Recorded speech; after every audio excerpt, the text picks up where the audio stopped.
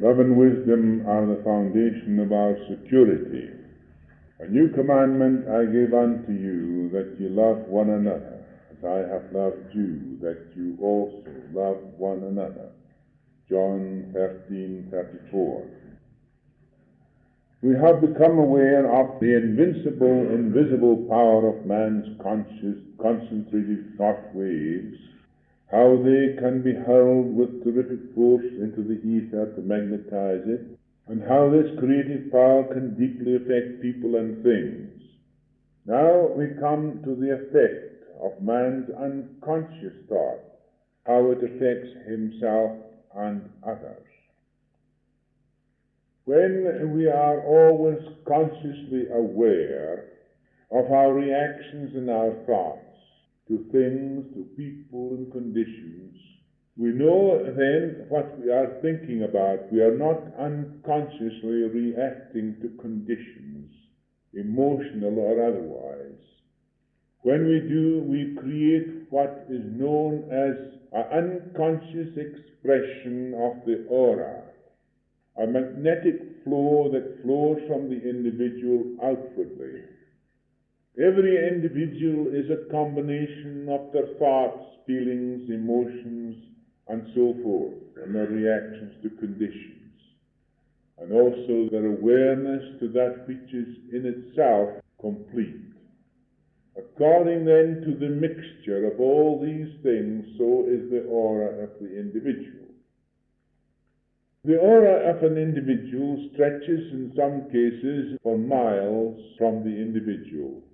Other individuals only a few feet or a few yards. When you come in contact with an aura that is extended to a great distance outward, you actually feel the influence of that individual before you even see them or feel them. A city has an aura because it's the combination of all the people's thoughts. A house has also an aura because it's the combination of the people's thoughts that live there. Everything, no matter what it is, gives expression to the influence that is bearing upon it. It's glass, for instance.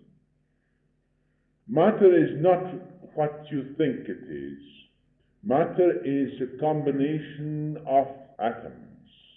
And the easiest material to influence by the aura is water. Water can be magnetized so easily that immediately you drink it, it has an effect upon you. If a person holds an article for some considerable time in their hands and concentrates upon it, they can absolutely imbue that article with their influence. And when another person touches it unconsciously, that influence affects the individual because it's an absorption of what we call particles, electrical or magnetic vibrations that come from every article in existence. You are influenced by every individual who come in contact one way or another. But if you're aware of how you are influenced and what your thoughts and reactions are, then you will know, you will understand. When there is love, then there is a feeling of harmony and peace. There is an attraction that gives you a sort of feeling of ease and comfort. When there is inharmony, there is a feeling of repulsion. You don't want to know this person. Therefore, equality in personality is a most important thing in individuals when they understand. And it's perhaps one of the most important things in life is quality in personality. Now the same laws apply. According to the state of consciousness, so is the effect of man's thoughts. The ignorant think unconsciously, while the wise think consciously.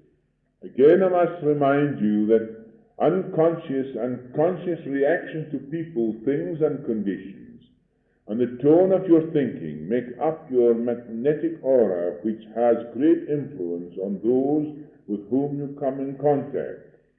This we will call the unconscious radiation of our thought influence.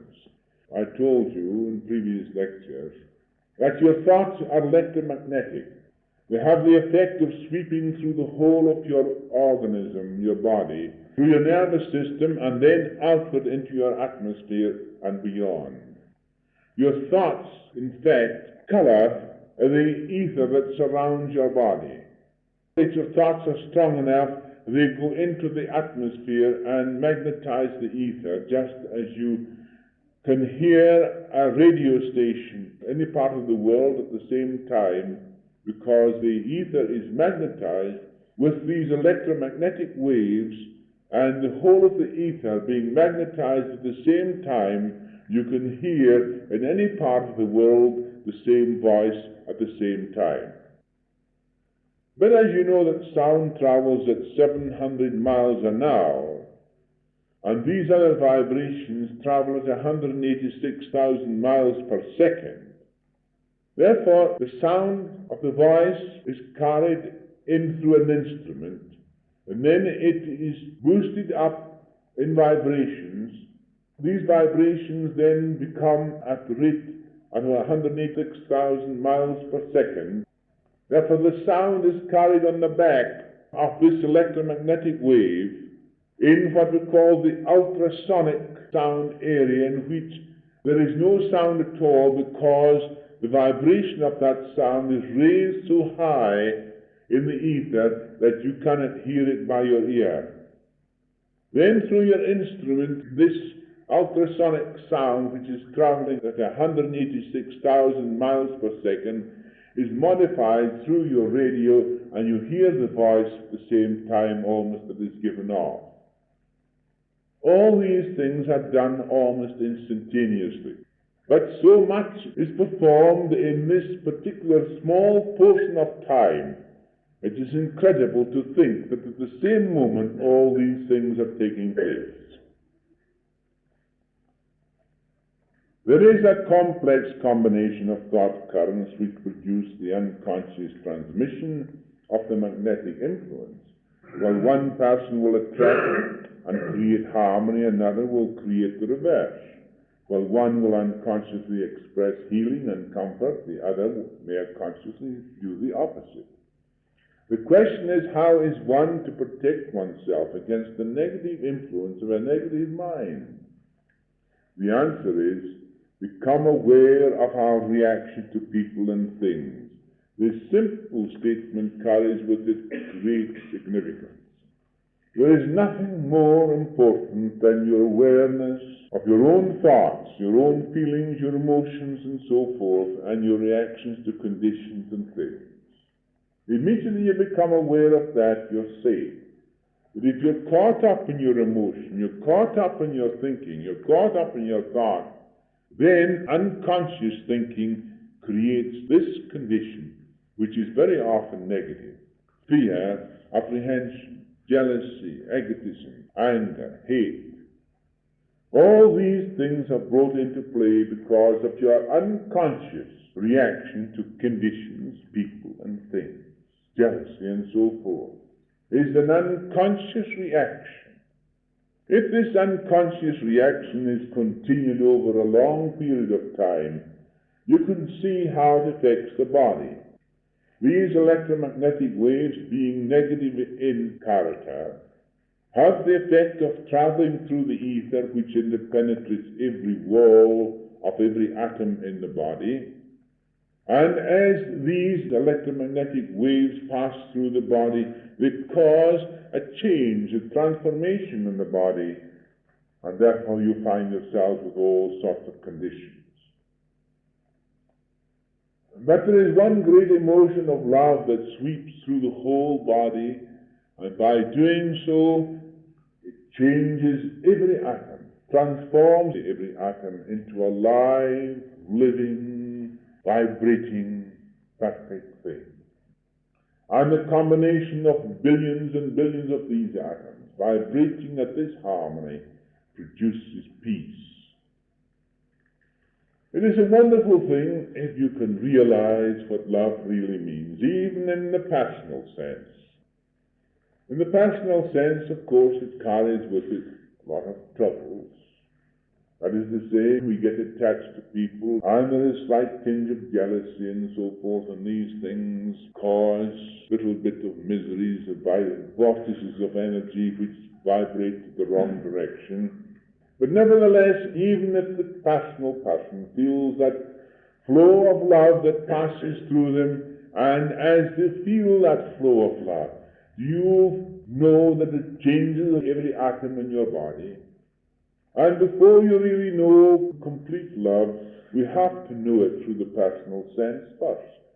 Then we gradually grow into something greater and finer.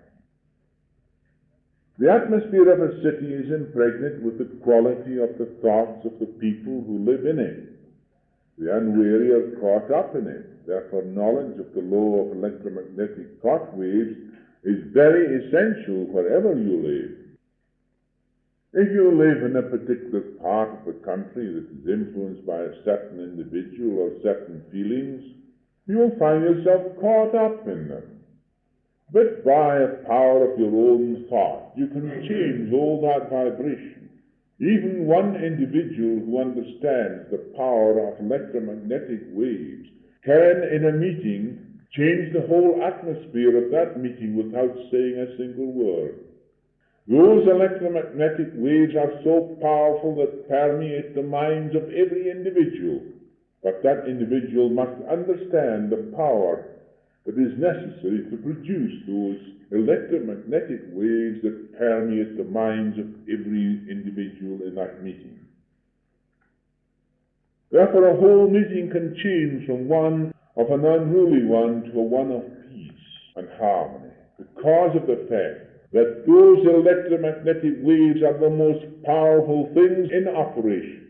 And no matter how the individual thinks and feels, he is powerless against these electromagnetic waves that are projected by a most powerful consciousness that understands the process and how it takes place.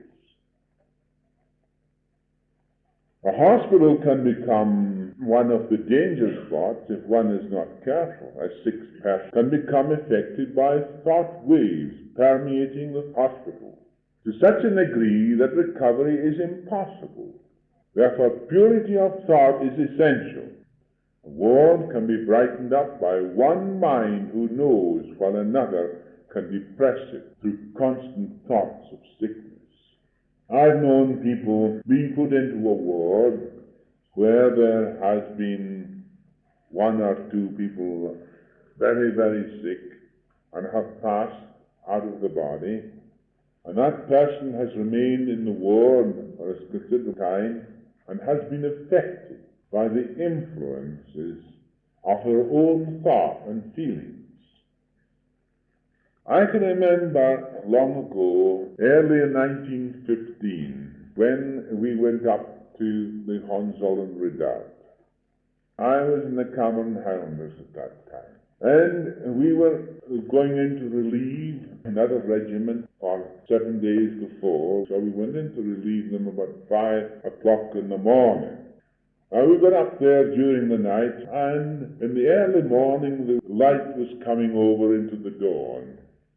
And I was standing with my foot on something just like this, resting just as though nothing was happening. Of course, you can hear the bullets and everything flying all round about you, but of course you get accustomed to these things. And therefore, when the light came a little bit more, I looked down, and what I had my foot on was the soldiers who had been brought out through the trenches, who had been killed that night or the day before, and they were on the bogies, lying to go down to the burial ground.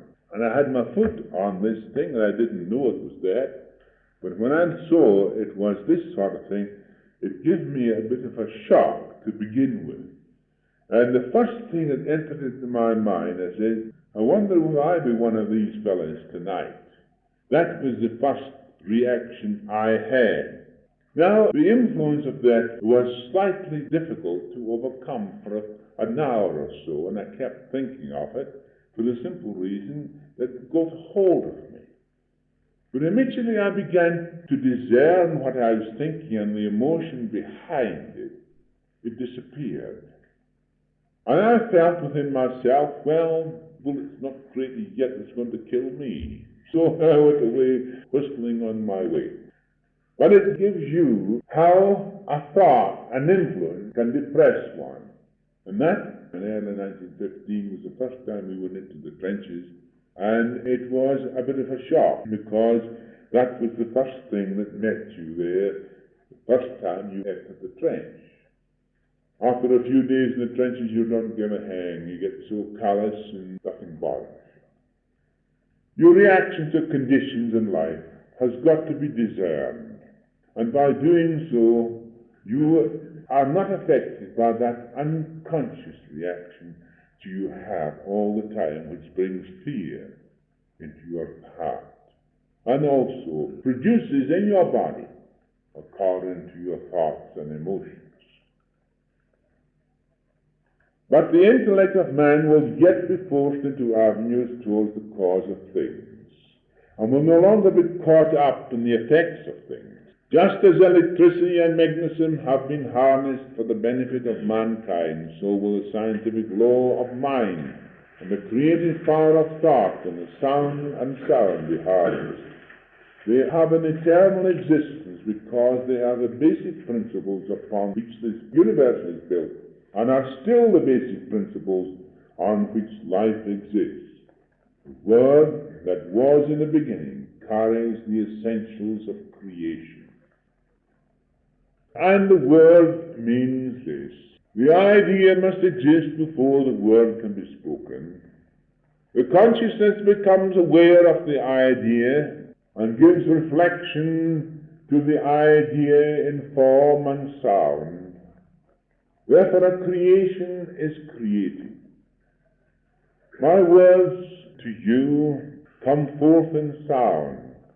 They enter into your mind, and by doing so, you also pick up those vibrations through your ear. They're carried through to your brain, to the various receiving centers in your brain, vibrations. There they are interpreted. Then the mind takes hold of all these various vibrations and forms them into an image, and the consciousness becomes aware of it at once. A tremendous amount of work is done from the time my voice you hear to the time you accept it and understand what I am saying. There is a multiple number of mental activities taking place in your brain before you can actually know what I am saying. The ear only receives vibrations. It does not discern nor interpret what you hear. It only carries vibrations to the various centers in your brain.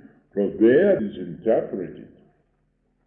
Just for instance, when you're looking at something with your eye, what you see of that image is a reflection of that image in miniature. Because if you look into your iris when you are looking at anything, you'll find there an inverted image of that thing, very small. And these rays are then carried through the optic nerve in the form of electromagnetic waves, through the optic thalamus into the optic center at the back of the head. There it's interpreted and it's passed through other various centers in your brain, giving it color and dimension and so forth. Then the consciousness becomes aware of the image that is presented in the mind and gives it a relative reality. A relative reality, then, it is a relative reality, not a reality in itself, but it gives it what we call a relative reality. Therefore, your eyes do not see, your ears do not hear, nor do your fingers feel, nor does your nose smell. These things are only reporters that carry vibrations to these various centers in your brain, through which these vibrations are interpreted, and through the mechanism of your memory cells A picture is created of what you see and feel and hear, and is produced to the consciousness, and the consciousness becomes aware of it. That's exactly what takes place in everything, through your ears, through your eyes, and through your nose, and through your fingers. Therefore, everything is a mental phenomenon. As science progresses and each new discovery of atomic energy is followed up, including all that is found in the relative world, the cause will be found within man himself. This is a profound statement, but nevertheless true, for science is pointing this way. Science will prove that the inner and the outer are one, and there is no effect without cause. The study of the cosmic ray will unfold the great law of creative power of thought. When science comes to acknowledge the existence of an invisible universe, it will extend its investigation into the world of cause and the study of the powerful properties of mental energies and thought power. Again, I have to remind you that the Master Jesus was the greatest scientist the world has ever known, yet his discoveries have never been followed up in a scientific way, although his sayings have been made the basis of the greatest religion of our modern age. And why was Jesus the greatest scientist of the modern age? Because he had every instrument that science could ever create for the purpose of looking into the most minutest particle of matter, for looking to the greatest distance on the earth, by understanding the process of the atomic structure of his own body and beyond, by knowing the constituents of electricity and magnetism, understanding the essence that is behind every form, understanding also the consciousness that is created, and having a balanced view of both the relative and that which is not relative but real, having that balanced state of understanding the difference between the two, and joining them together in one complete whole, recognizing himself as the creative principle behind all things. By this great, mighty understanding, he was able to penetrate deep into the structure of matter, to understand the confines of the very atoms, to be able to use his own telescope, which is within himself, and see the greatest distance of where he wanted to see. That's why he saw Philip under the tree. And he could also use all his instruments, and he had within himself a mental library of all the things that could ever be published and would ever be published in the world, because that was open to him. All things then are open to the Master, who can penetrate the confines of matter, of ether, of distance, of space, both the infinitely small and the infinitely great. That is the power of the Master that is behind all creative forces, understanding them and recognizing them as part of himself. I and the Father are one. Yet no religion or philosophy can ever endure unless its claims are based upon a firm scientific basis of truth in the most practical way. The results will no doubt be painful to many adherents and will shatter their coveted delusions. Nevertheless, unless this is accomplished, such a religion or philosophy is doomed. Time is coming fast for this to be done. Truth, science, and religion must walk hand in hand. Otherwise, religion will pass into oblivion, at least the religion that we know of today. Therefore, all philosophy or religion must follow the true path of concentrating on the study of mankind and not merely be caught up in ethics. For ethics will never reveal that which is fundamental in man, but only create duality of mind. And reality can never be found in duality. Only through the world of cause can effects be understood. And only that which is within man himself can guide him to the world of cause. Then he will find that the electromagnetic wave is the secondary cause behind all creation, which uses the boundless ocean of ether as a basis of all phenomena, which responds to the powerful generator of thought. We will then have a glimpse of the reason why, although the real why will always be locked up in the unknowable, who is the first cause of all things, yet is all things. So we see that these electromagnetic waves are secondary causes, which are projected by consciousness that is aware. If the consciousness is aware, then its power of projection of electromagnetic waves become accurate and devastating, both in creation or disintegration. It is a powerful generator of thought, and according to your awareness, not only of that which is relative to you, but awareness of that which is real within yourselves, then in that state there is a consciousness that has the power of a generating station, just as you recognize a generating station that is terrifically powerful, that magnetizes the ether all over the world, while a generating station that is very weak, it can only magnetize the ether a short distance. The only ethics man will then know to be true is love and wisdom. Then man will be true to himself. Consequently, he cannot be false to any man, for knowledge will show him the true path to freedom. When thought, the greatest of all forces, is revealed, the only effective means for security will be love and wisdom. Otherwise, the misuse of this great power would destroy man himself. That is why that it is essential that those who are ignorant of this truth, who have not built up an understanding within themselves, if we use this tremendous force without that security of love and wisdom, they could destroy themselves. So powerful is the consciousness of man when it becomes aware.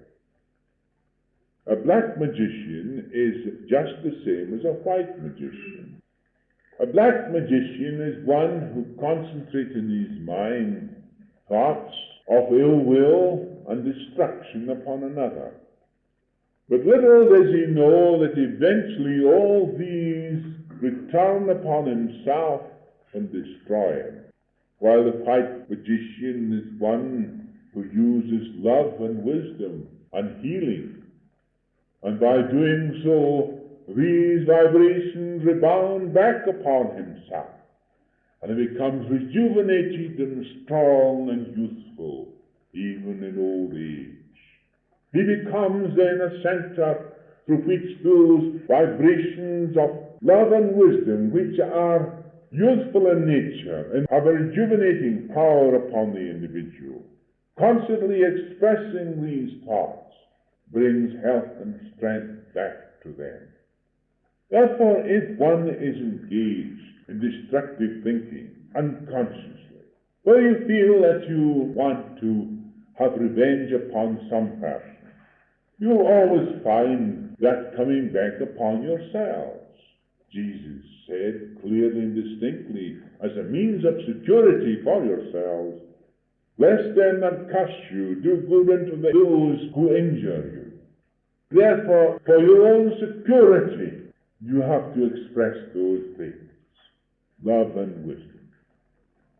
The scientists of the day are perturbed unless a proper control of atomic energy is devised.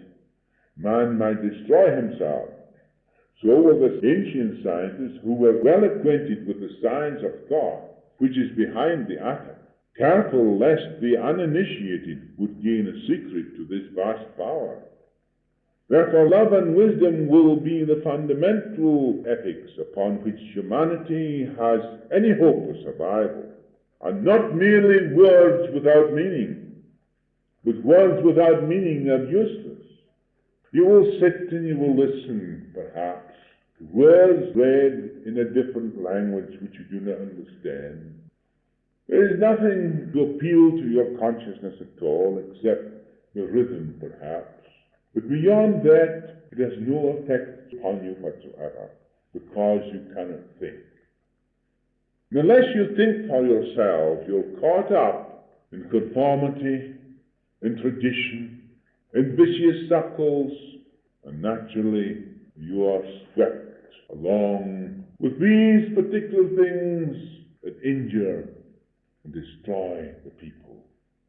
If you then can stand in the midst of a crowd and listen, not be affected by any martial music, not be affected by any political talk, not be affected by any national anthem or patriotic thing, if you can stand there without being moved by any of those things, then that is being aware.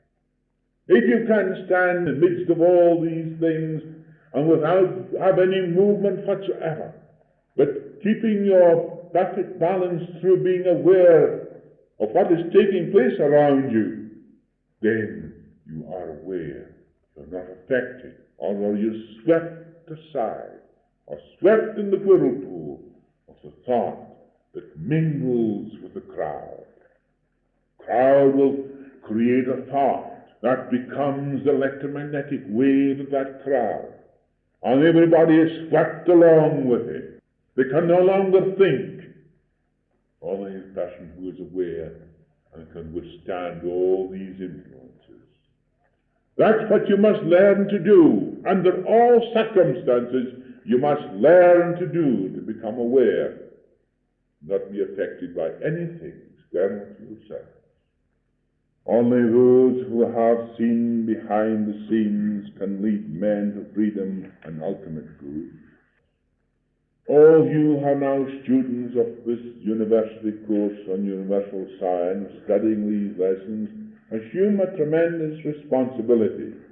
When you acquire a clear, logical, and scientific understanding of the power of thought, it reveals to you the great secrets of creation.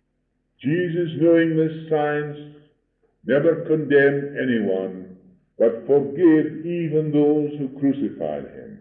He was aware of the power of his thought, which is demonstrated on the fig tree that did not bear fruit. By his word he withdrew the light from the tree. To use this law indiscriminately would do untold harm. This knowledge transmitted to you thrusts upon you a great responsibility, and you cannot afford to disregard these words of mine. No individual can ever escape from the consequences of his own creation. As you have already seen in our previous lessons, as you measure out to others, so will it be measured out to you again. That is security, and there is no other security. The greatest master of all times gave this security to mankind, yet mankind passed it by. And what do we see today? The Christian religion we see today is not the teachings of Christ. And not until the Christian religion has died can the teachings of Christ be made manifest. Only then will the teachings of Christ be revealed and it is the security of mankind. But is the Christian religion today a security for mankind? When the Christian religion themselves are battling against one another, within that Christian religion there are battles going on between one dogma and another. Any time you can go to Glasgow, and during the particular periods of time when these particular organizations have their day out, such as St. Patrick's Day and so forth, and Protestant Day, you'll see one band coming down one side of the street, the Protestant band, the other side an Orangeman's band, and immediately they get near enough to each other, they take their instruments and bash each other's heads. And it takes the police to separate them, and here is a Christian religion which is supposed to be the teachings of Christ. Well, you see, the whole thing is preposterous and ridiculous, for the simple reason that they have got no truth at all. They have a dogma, of course, but a dogma is not truth. An idea of truth is not truth. The word truth is not truth. Christian religion is not truth. Mohammedan religion is not truth. Hinduism is not truth. All these things are beliefs, ideas, and images in the mind, and have no existence in truth at all. That's why people fight about them. But they never fight about the truth. They can't, because they don't know what it is. Therefore, they can't fight about something they don't know what it is. And only those who know that it is don't argue with ignorance. That's a fool's paradise.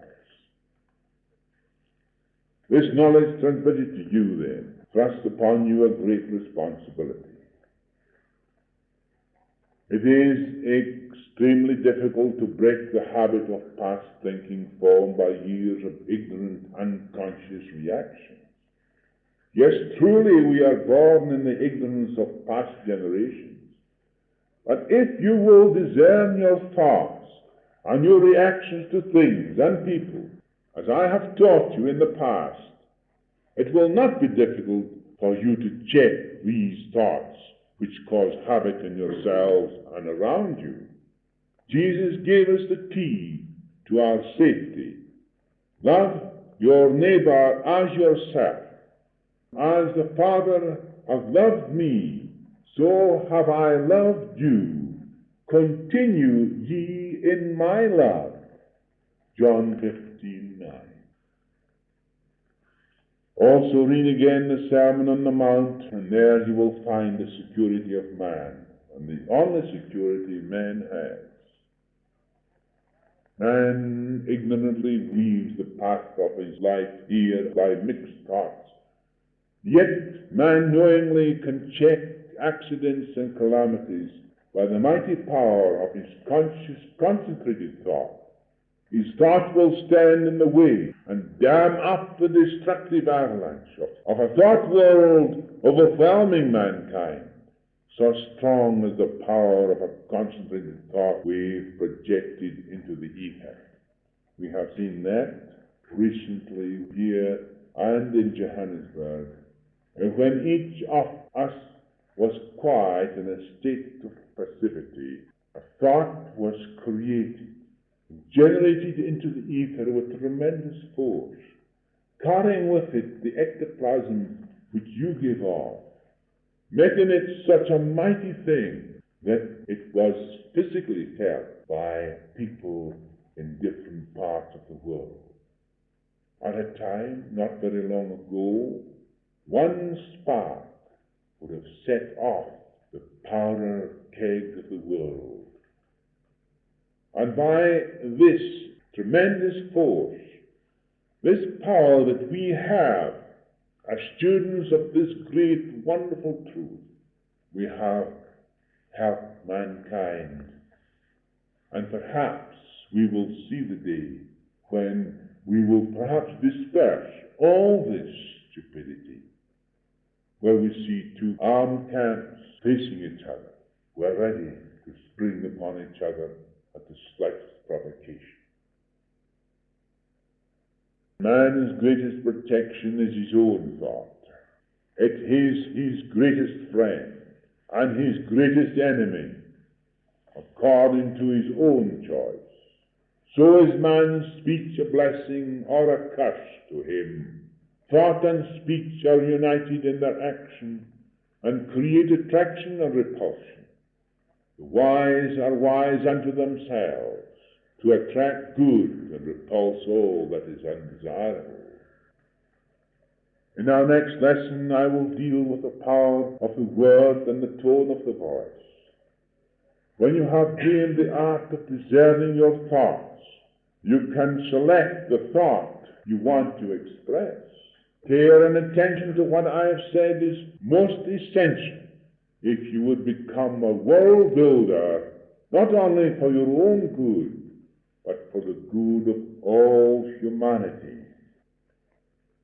Everything can be accomplished in the way I have shown you. Mere words, loosely spoken, are trash. Wisdom in choosing your thoughts and words is the key to a successful life, which will be dealt with in our next lesson.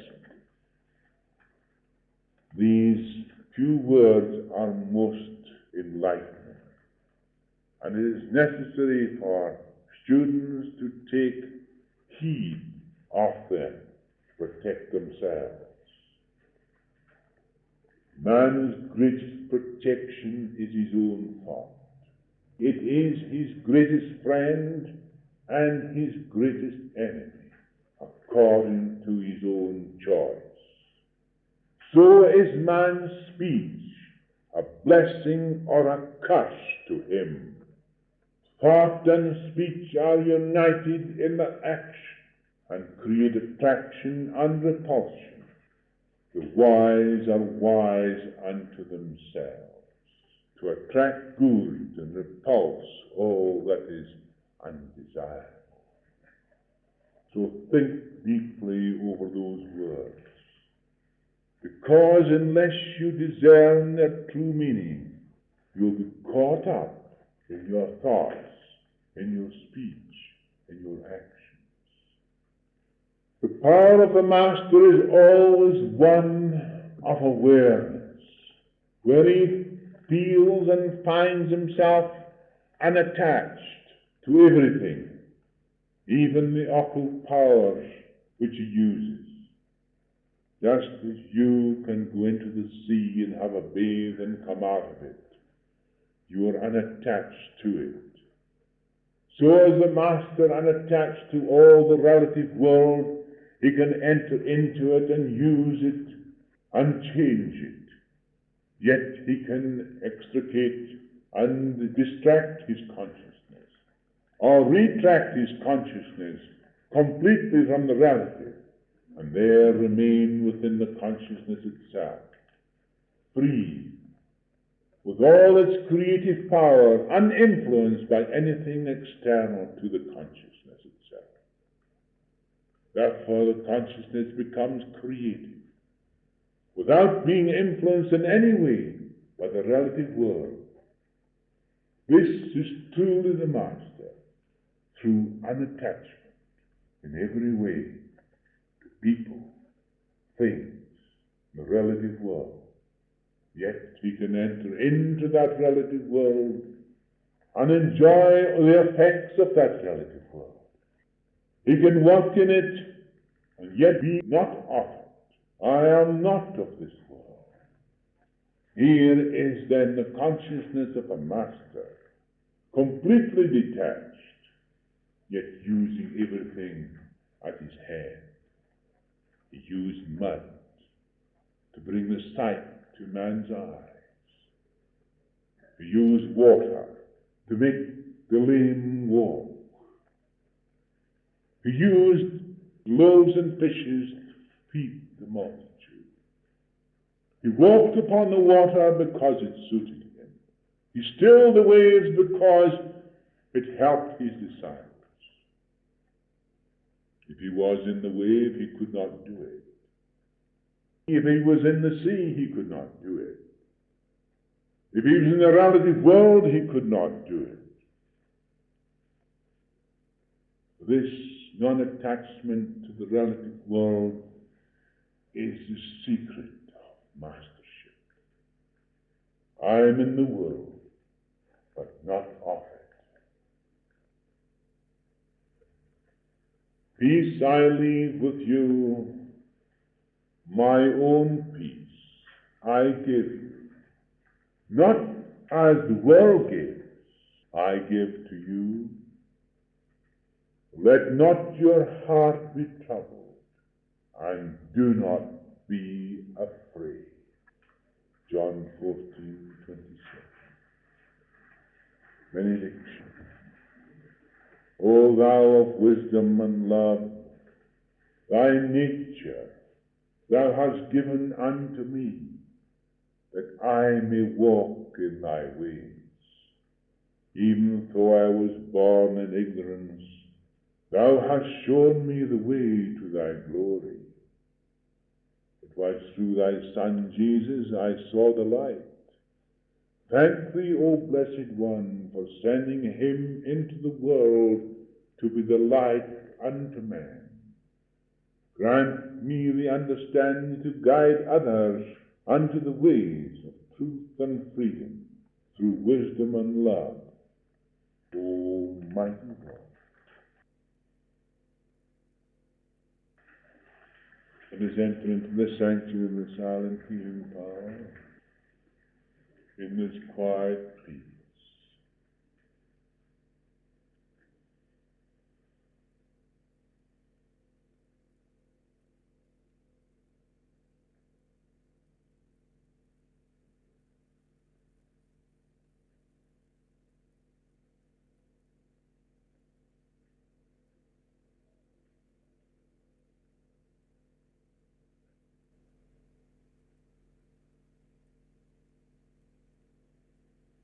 In this quiet peace and in the knowledge that there is perfection, even through imperfection.